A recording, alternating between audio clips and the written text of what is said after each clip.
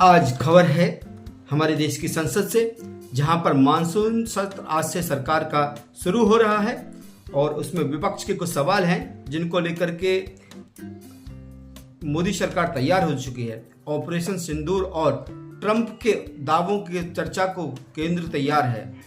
आज चर्चा शुरू हो गई है, उसमें क्या क्या सवाल विपक्ष करेगा और उनका सरकार जवाब देगी, क्योंकि मानसून सत्र में हंगामा होने के पूरे आसार हैं।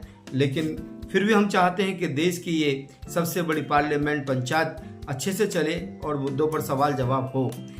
आरक्षित वर्ग के स्टूडेंट्स को नहीं मिलेगा EWS का लाभ। यह है एक ब्रेकिंग न्यूज। भारतीय प्लेयर्स का पाक संघ WCL खेलने से इनकार हो गया है, यानी कि भारतीय जो प्लेयर्स हैं उन्होंने पाक के साथ में WCL का जो हमारा एक खेल होने वाला था उसको हमारे जो प्लेयर्स हैं उन्होंने मना कर दिया खेलने से। ये भी एक बहुत बड़ी न्यूज है। दूसरी न्यूज आपको मिलेगी हमारे वहाँ पर डिफेंस एयरपोर्ट पर। अब जब कोई फ्लाइट लैंड या टेक ऑफ होता था तो पर्दे गिरा दिए जाते थे, लेकिन अब से ऐसा नहीं होगा। डिफेंस के जितने एयरपोर्ट हैं वहाँ पर अब चाहे चार्टर्ड प्लेन हो, गवर्नमेंट प्लेन हो या कोई भी प्लेन हो, वहाँ पर जब भी टेक ऑफ या लैंडिंग होते वक्त अब पर्दे नहीं गिराए जाएंगे। ये भी एक हमको न्यूज मिली है और आपको अधिक न्यूज के लिए हम आज विस्तार से बताएंगे। हमारे महाराष्ट्र के कृषि मंत्री कोकटे साहब रमी खेलते हुए देखे गए हैं। उनका एक वीडियो वायरल हुआ है जिसमें वो विधानसभा में रमी खेल रहे हैं, जिसको लेकर के एनसीपी के विधायक रोहित पवार, शरद पवार पार्टी के विधायक हैं रोहित पवार, सब लोग जानते हैं, उन्होंने उसको सवाल उठाया है कि कृषि मंत्री को कोई काम नहीं है, इसलिए रमी में टाइम वेस्ट कर रहे हैं और देश की जनता का नुकसान कर रहे हैं। रोहित पवार पर भी एक FIR दर्ज हो चुकी है, क्योंकि कुछ दिन पहले जो हंगामा हुआ था बीजेपी विधायक और एनसीपी के विधायकों के बीच में, नेताओं के बीच में मारपीट, उसमें रोहित पवार के ऊपर आरोप लगाया गया है कि उन्होंने पुलिस को रोका, धमकाया और सरकारी काम में बाधा की। उसको लेकर के FIR दर्ज की गई है। तो इस तरह से और ब्रिटेन मालदीव जाएंगे प्रधानमंत्री मोदी। अभी आगे की जो यात्रा है उनमें हमारे देश के यशस्वी प्रधानमंत्री मालदीव और ब्रिटेन को जाएंगे। उनकी यात्रा ये अभी प्लान हो चुकी है। न्यूज है नवी मुंबई से। नवी मुंबई में इस वक्त बारिश के साथ साथ लोगों को खड्डों से भी, जो गड्ढे हैं शहर की सड़कों में, उनसे लेकर के वहाँ की जनता बहुत त्रस्त है। उन्होंने मनपा पर और वहाँ पर जो सिडको है उस पर इल्ज़ाम लगाए हैं और उन्होंने काफ़ी शिकायतें की हैं और उनके चित्र हमें भेजे हैं, जिनमें सड़क के अंदर बहुत बड़े बड़े गड्ढे हैं जिनसे कभी भी हादसे होते रहते हैं और वहाँ की जनता परेशान है। ऐसी ही तस्वीरें हमें विकरौली से भी मिली हैं, जहाँ पर सड़कों में इतने गड्ढे हैं कि लोगों का चलना फिरना मुसाफिरों का मुश्किल हो गया है। लेकिन मनपा बोलती है कि सिडको काम करेगी या सिडको बोलती है मनपा काम करेगी। लीपापोती का खेल चल रहा है, जब वहाँ के नेताओं से, विधायकों से और MLA जो हैं, वहाँ के जो कॉर्पोरेटर हैं, उनसे बातचीत की जाती है तो उनका क्या, वो क्या बोलते हैं कि अगर हम शिकायत दर्ज कराते हैं, अगर नहीं मानेंगे तो हम अपना दूसरा रास्ता अख्तियार करेंगे। ये कैसा न्याय है कि एक आमदार की बात अगर नहीं मानी जाएगी तो उनको दूसरा रास्ता अख्तियार करना पड़ेगा। ये सब जो प्रशासनिक हमारे सिस्टम है ये क्यों नहीं काम करते हैं? ऐसा ये इस तरह की आजकल बहुत हमें मिल रही हैं, जहाँ पर बाढ़ आ रही है, सब आ रहा है, वो तो चल ही रहा है। दूसरी एक ब्रेकिंग न्यूज है कि महाराष्ट्र से उद्धव ठाकरे ने एक इंटरव्यू में मोदी जी के रिटायरमेंट पर सवाल उठाए हैं। उन्होंने सीधा निशाना साधा है कि आखिर PM मोदी 75 साल के हो गए हैं और इस चीज़ को लेकर के RSS संघ प्रमुख मोहन भागवत ने भी इशारा किया है।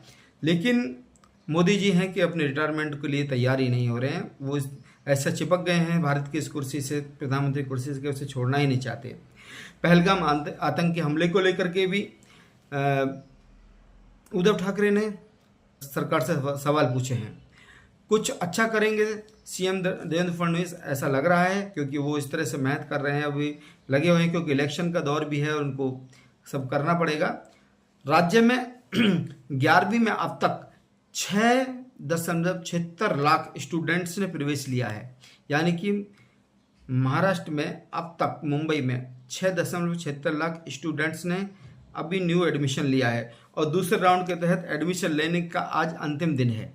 ये भी आपको बता देते हैं कि आज दूसरे राउंड में एडमिशन लेने के लिए आज अंतिम तारीख है। तो जो भी स्टूडेंट अभी रह चुके हैं, छात्र रह चुके हैं, वो जाकर के फटाफट एडमिशन ले लें।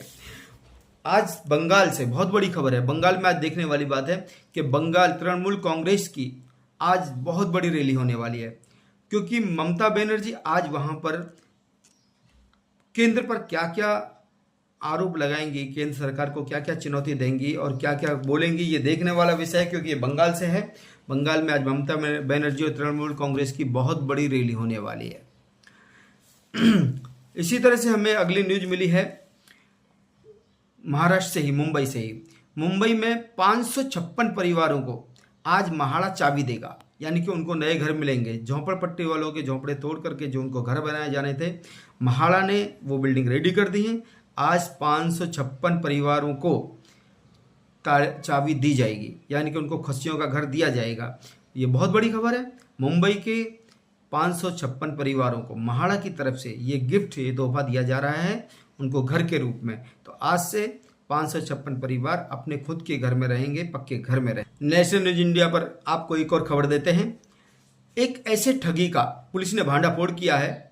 शिव ओम दुबे नाम के व्यक्ति जो 12वीं पास है और वॉचमैन की नौकरी करता था मुंबई के अंदर, लेकिन उसने ठगी का एक ऐसा रास्ता अख्तियार किया जिसे सुनकर के आप खुद दंग रह जाएंगे।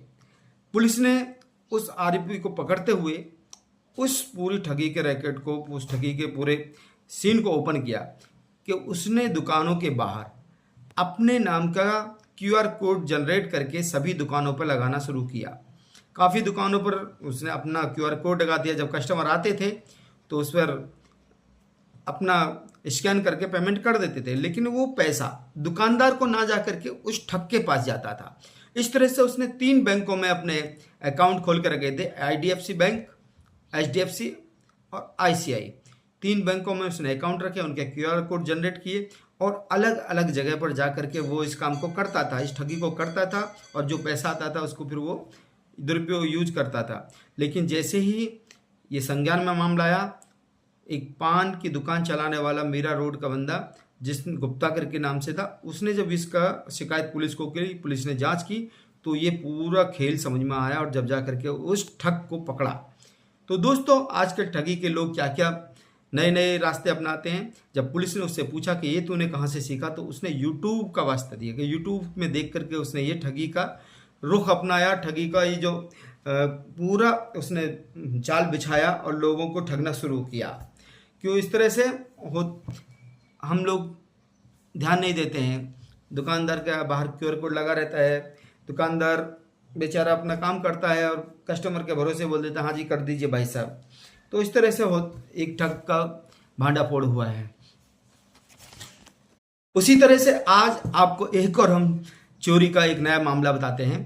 कुलाबा मिलिट्री स्टेशन है मुंबई के अंदर, वहां पर मिलिट्री आर्मी का ही डिफेंस का एरिया है। वहां पर एक चोर ने 29 मोबाइल, यानी कि एक नहीं 29 मोबाइल चोरी कर लिए। वो भी किसके? आर्मी वाले जवानों के, यानी कि हमारे मिलिट्री डिफेंस के लोग खाना खा करके आराम कर रहे थे, एक बटालियन, और उनके सब मोबाइल एक जगह रखे थे। तभी बैरिक में घुस के चोर ने 29 मोबाइल उड़ा दिए। सोचिए कि चोर कितना सातिर, कितना खतरनाक होगा, कितना उसके अंदर हिम्मत होगी कि उसने हमारे फौज, हमारी आर्मी, हमारे डिफेंस बटालियन का 29 मोबाइल चोरी कर लिए। इतनी हिम्मत उस चोर की हो गई, वो भी कहाँ पर? मुंबई कुलाबा जैसे बटालियन एरिया में, डिफेंस एरिया में। लेकिन बहरहाल पुलिस ने उसको पकड़ लिया है और पुलिस अपनी कार्रवाई कर रही है, सबके मोबाइल मिल गए हैं। ये बहुत अच्छी न्यूज़ है। लेकिन इस तरह की चोरी के इल्ज़ाम, चोरी की जो घटनाएं हो रही हैं, उनसे हमें सतर्क रहना होगा और हमेशा पुलिस को इन्फॉर्म करें। जब भी इस तरह से साइबर क्राइम या किसी का चोरी कुछ होता है तो पुलिस से सूचना जरूर दें, ताकि पुलिस फटाफट उस चीज़ को कंट्रोल कर सके और आरोपी को पकड़ सके। इसी तरह प्रकार एक और न्यूज मीरा भाईंदर से आई है। आजकल मीरा भाईंदर तो हर तरह से हिट और हॉट प्लेस है, क्योंकि अभी भी जो न्यूज़ थी वो भी मीरा भाईंदर से ही थी। और जो अभी न्यूज ये है, एक सरकारी कॉन्ट्रैक्टर ने, यानी कि मनपा के कॉन्ट्रैक्टर ने कुछ महीने पहले 10 टॉयलेट बनाए थे। उसको ठेका मिला था, उसने टॉयलेट बनाए और टॉयलेट बनाने के बाद उसका जो बिल होता है वो उसको नहीं मिला। मनपा द्वारा उसका बिल भुगतान नहीं हुआ। वो 4-5 महीने से चक्कर लगा रहा था। चक्कर लगा लगा के वो बंदा परेशान हो गया, कॉन्ट्रैक्टर। और जो कॉन्ट्रैक्टर को गुस्सा आया तो कॉन्ट्रैक्टर ने क्या किया, 10 टॉयलेट को, पब्लिक 10 टॉयलेट को तोड़ डाला। खुद उसने अपने थ्रू सब टॉयलेट तोड़वा दिए और उससे जनता को बहुत परेशानी हो रही है। क्या मनपा किसी कॉन्ट्रैक्टर का इस तरह बिल क्यों नहीं पेमेंट करती है? काम करने के बाद टाइम जो भी डेट है उसके अनुसार क्यों नहीं पेमेंट दे पाई? और क्या इस तरह से किसी भी कॉन्ट्रैक्टर को काम करने के बाद इस तरह का तोड़ने का अधिकार है? ये भी एक विषय है, क्योंकि ये विषय दोनों ही गंभीर है। उसने अपना काम ईमानदारी से किया था, उसने टाइम पर आपका काम करके दिया, पब्लिक का जो टॉयलेट होते हैं बना दिए, लेकिन उसको जो पैसा है ना, पैसा क्यों नहीं मिला? जो अधिकारी इसमें गुनहगार हैं मनपा के, उनके ऊपर कार्रवाई होनी चाहिए, उनके ऊपर कार्रवाई तुरंत होनी चाहिए। यही नेशनल न्यूज इंडिया की गुहार है। और उस ठेकेदार पर भी पेनल्टी लगनी चाहिए कि इस तरह की हिम्मत कैसे की उसने कि दोबारा जाकर के पब्लिक टॉयलेट को तोड़ दिया जाए। ये एक गुनाह है, दोनों तरफ गुनाह है। उसका पेमेंट नहीं देना ये भी एक क्राइम में आता है, और उसके द्वारा जाकर के 10 टॉयलेट को तोड़ना, पब्लिक टॉयलेट को तोड़ना, ये भी एक गुनाह का विषय है। डॉक्टर से कम नहीं गूगल के ये 2 AI मॉडल। आजकल AI का ज़माना आ गया है, AI के थ्रू आजकल सब कुछ हो रहा है। तो आज AI में 2 ऐसे फंक्शन सॉफ्टवेयर आ चुके हैं जो डॉक्टर से कम नहीं है। आप उससे पूछिए, आपको तुरंत आपकी बीमारी में कौन कौन सी दवाई यूज होंगी, आपको क्या सहूलियत करना चाहिए, सब बता देंगे। ऐसा अब अपडेट आ चुका है, क्योंकि इस तरह की अभी हमारे देश में बहुत सारी सब चल रहा है।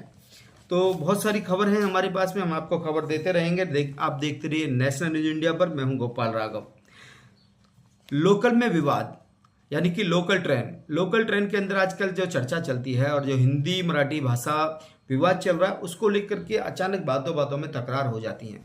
कुछ लोग ऐसे होते हैं जो विषय को लेकर के जोश में आ जाते हैं, अचानक एक दूसरे से झगड़ा कर बैठते हैं। ऐसा ही एक विवाद वहाँ पर भी हमको मिला है लोकल में। तो इस तरह से आप मत करिए, सबको एक साथ चलना है, जाना है, आना है, रहना है, खाना है, सब एक। इसी प्रकार से एक और न्यूज मिरर रोड से आ रही है। एक ड्रग तस्कर था जिसको पुलिस ने गिरफ्तार किया था। वो ड्रग्स का धंधा करता था, उसको जेल भेज दिया गया था। जब जेल से उसको जमानत मिलने के बाद उस व्यक्ति ने और उसके साथियों ने मिलकर के मीरा रोड के नया नगर में गाड़ियों के साथ शक्ति प्रदर्शन किया। ऐसे जश्न मनाया जैसे वो बहुत बड़ा कारनामा करके आ रहा है। ड्रग तस्कर अपने आप को इतना शक्ति प्रदर्शन दिखा रहा था। जब उसका एक वीडियो बनाया गया, वीडियो सोशल मीडिया पर वायरल हुआ, तो पुलिस ने कार्रवाई करते हुए कम से कम 35 लोगों पर मुकदमे दायर किए और उसे अदालत की नियम का उल्लंघन माना गया।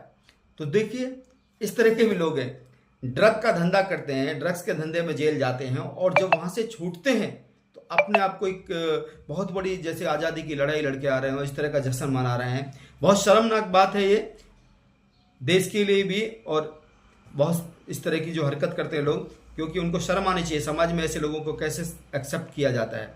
ये मीरा रोड का नया नगर वही इलाका है जहाँ पर बैंक ने नया नगर को पूरा ब्लैक लिस्ट कर दिया है। वहाँ के जो लोग हैं, वहाँ के जो रहवासी हैं, वहाँ पर लोन लेने के बाद लोन भरते नहीं हैं, तो इसलिए बैंक ने पूरा वहाँ पर ब्लैक लिस्ट कर दिया है। और पूरा आज एक तरह से वहाँ पर बहुत ज़्यादा वहाँ पर उपद्रवी लोग भी बस गए हैं। अच्छे लोग भी हैं, ऐसा नहीं है, लेकिन इस तरह के ड्रग्स वाले धंधा करने वाले लोग जब पकड़े जाते हैं, और ये इस तरह की जब सब हरकतें जब आती हैं सामने। ये कामरान नाम का व्यक्ति था, मोहम्मद कामरान, जो ड्रग्स के धंधे में पकड़ा गया था, जेल गया और जेल से छूटा तो अपने शक्ति प्रदर्शन जश्न मना करके उसने अपने आप को ऐसा जाहिर किया कि जैसे बहुत बड़ा युद्ध लड़के आ रहा हो। लेकिन अब पुलिस ने उसकी सारी हैंकड़ी निकाल दी, उसकी परेड निकाल दी है और उसके ऊपर कार्रवाई हो रही है। मैं हूं गोपाल राघव और आप देख रहे हैं नेशनल न्यूज इंडिया। आज की एक बड़ी ब्रेकिंग न्यूज है, दुबई से मिली है। दुबई के स्लीपिंग प्रिंस जो पिछले 20 साल से कोमा में थे, उनका दुखद निधन हो गया है। मात्र 16 साल की उम्र में वो कोमा में चले गए थे, और 20 साल बाद आज 36 साल की उम्र में उनका दुखद निधन हो गया है। इसकी पुष्टि उनके परिवार के लोगों ने की है कि नियति के सामने किसी का कुछ नहीं चलता है। ये उनके परिवार का कहना है, क्योंकि उनके पास में दुनिया की ऐसी कोई भी चीज़ नहीं थी जो उनके पास ना हो। धन दौलत, शोहरत, हॉस्पिटल, पैसा, डॉक्टर, सब कुछ था उनके पास, लेकिन प्रिंस को नहीं बचा सके। 20 साल तक कोमा में रहने के बाद इतनी बड़ी लड़ाई लड़ने के बाद जिंदगी के आखिरकार आज प्रिंस इस दुनिया से अलविदा कह गए। नेशनल न्यूज इंडिया परिवार उनकी आत्मा की शांति के लिए भगवान से प्रार्थना करता है और भावपूर्ण श्रद्धांजलि पेश करता है। ये थी खबर दुबई से। नेशनल न्यूज इंडिया के साथ गोपाल राघव, चीफ एडिटर।